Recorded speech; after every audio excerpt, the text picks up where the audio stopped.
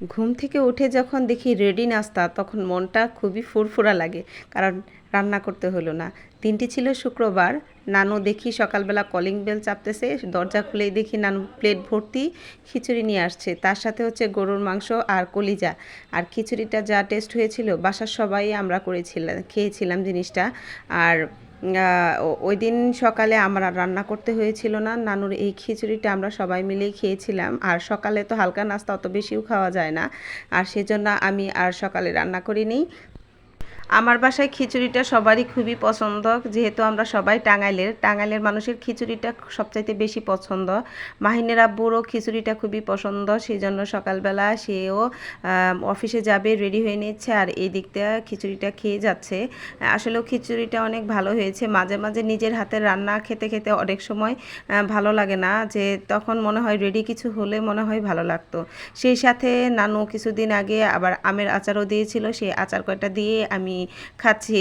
আচারটাও খুব টেস্ট হয়েছিল নানুর হাতের। এখন আপনাদের মনে প্রশ্ন জাগতে পারে, আমরা টেবিলে দুইজনই, মাহিন কেন নাই? মাহিনের চেয়ারটা খালি। মাহিন স্কুলে প্রাইভেটে গিয়েছে, খুব সকালে উঠেই গিয়েছে। ওর সকাল 6টায় থেকে প্রাইভেট, এত সকালে তো আর খাওয়া যায় না, সেই জন্য ওর জন্য আমরা রেখে দিলাম।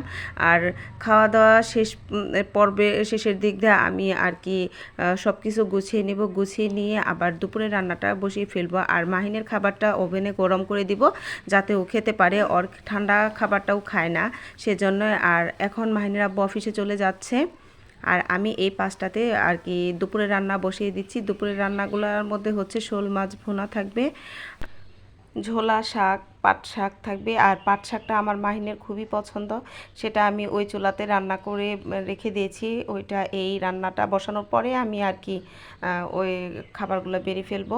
আর এইখানে আমি সব মশলা টশলা দিয়ে ভালো করে কষিয়ে নিচ্ছি।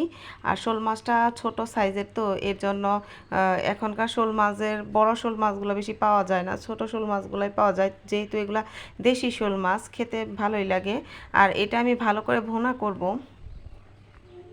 আর থাকছে হচ্ছে আম ডালটাও আমাদের বাসায় খুব ভালো চলে। আমের সিজন আসলে তো আমি আম ডালটা রান্না করি খুব, কিন্তু ওই ভিডিওটা আমি স্কিপ করে দিয়েছি, পুরোটাই আর দেইনি। সবগুলো রান্না তো আমি রেসিপি দিচ্ছি না, সেই জন্য আর কি সবগুলো রান্না আমি একত্রে দেখিয়েও দিচ্ছি না। আর এই ফাঁকে আমি মাছগুলা ভালো করে কষিয়ে নিচ্ছি। কষিয়ে নেওয়ার পরে পানি দিয়ে তারপরে ঢাকনা দিয়ে ঢেকে দেবো।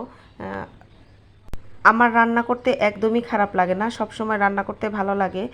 অনেকের আছে না, রান্না করতে খারাপ লাগে, এক একজনের এক একটা সাইড কাজের খারাপ লাগে, কিন্তু আমার রান্নার সাইডটা কোনো সময় খারাপ লাগে না। কিন্তু আমার রান্না শেষে যে হাঁড়ি পাতিলগুলো থাকে, সেইগুলো ধুইতে আমার খুবই কষ্ট লাগে, মনে হয় যেন কেউ যদি ধুয়ে দিত। কিন্তু আমার এই অল্প কয়েকটা প্লেট থালার জন্য আমি কোনো কাজের মানুষ রাখি নেই, আমি নিজে একাই ধুই। যেহেতু এই সমস্ত কাজের লোক রাখতে গেলে দেখা যায় যে ছোটা কাজের লোক যদি রাখি, এরা 10 বাড়ি কাজ করে আসে, 10 রকমের কাজ। কোনো বাড়িতে হয়তো বা ওয়াশরুম ধুইতেছে, আবার কোনো বাড়িতে দেখা যাচ্ছে যে কাপড় চোপড় ধুয়ে আসতেছে, ওইভাবে এসে আমার বাসায় কাজ করবে, সেটা আমার পছন্দ না। সেই কারণে আমি সব কাজ আমি একাই করি, এর জন্য আমার অতটা খারাপ লাগে না। কিন্তু মাঝে মাঝে খারাপ লাগে, কিন্তু সেটা আমি একটু ধীরে আস্তে ধীরে করে ফেলি, যাতে আমার খারাপ কম লাগে। কাজের জন্য আমি প্রত্যেকটা কাজেরই আমি সময় নির্ধারণ করে নিয়েছি, কোন কাজটা কখন করতে হবে সেটা আমি সময় নির্ধারণ করে নিয়েছি, কেননা আমার যাতে কাজের এলোমেলো না হয়। আর যাই হোক, মনে করেন যে আমি যখন ওদের অফিসে পাঠাই, মাহিনকে স্কুলে পাঠিয়ে দিয়ে তারপরে একটা একটা করে কাজ করে ফেলি। ফার্স্টের দিক দিয়ে আমি সমস্ত ঘরটা আমি গুছিয়ে ফেলি, তারপরে ঘর ঝাড় দিই। ঝাড়ু দেওয়ার পর দেখা যায় যে আমার ঘরটা মোছার দরকার হয়, কিন্তু ওই ঘরটাও একটু পরে মুছি, যেহেতু রান্না করার সময় ঘরটা একটু এলোমেলো হয়। সেজন্য তারপরে ঘরটা ঝাড়ু দেওয়ার পরেই আমি রান্নাঘরে চলে আসি। রান্নাঘরে এসে সব রান্না শেষ করার পর প্লেট থালা রান্নাঘর সম্পূর্ণ ধুয়ে তারপরে আমি আবার সম্পূর্ণ ঘরগুলা মুছে ফেলি, যাতে আমার কোনো কাজেই এলোমেলো না হয়। এর মাঝে যদি আমি 1 মিনিট সময়ও বসে থাকি, দেখা যায় যে আমি আর সারতে পারি না, নামাজে দেরি হয়ে যায়। সেজন্য আমি প্রত্যেকটা কাজ সময়ের মধ্যেই শেষ করি। আর এই 5টাতে আমার সম্পূর্ণ রান্না করা শেষ, প্লেট থালা ধোয়া শেষ। কিন্তু এখন এই কাজগুলোর শেষেই আমি রান্নাঘরটা ধুবো, তারপরে ঘরটা মুছে তারপরে আমি নামাজ পড়তে বসবো। এই হচ্ছে আমার সারা দিনের কর্মব্যস্ততার কাজ। সব কাজ সময়ের মতো করলে আসলেও সমস্যা হয় না। আজকের ব্লগে পর্যন্ত, টাটা।